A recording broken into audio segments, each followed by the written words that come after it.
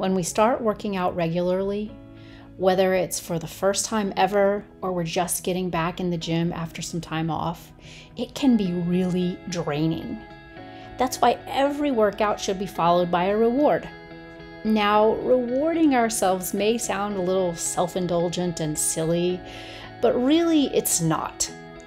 If we're working out several times a week and every workout feels crappy, it won't be long before we decide we don't want to do this anymore.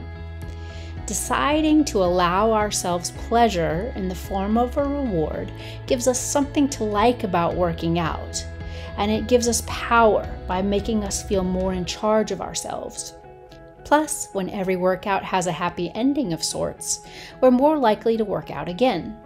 That makes us more consistent, and consistency is key to achieving our most audacious fitness goals. So we reward ourselves after working out. Here's an easy idea. We buy a body wash that's just a little bit special.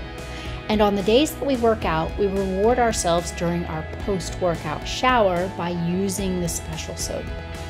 Want to take it a little bit further? Buy a second body wash. This one is even more special than the special body wash. And we reward ourselves with this soap only at the end of each week if we've completed all our planned workouts. It seems small, but it's big.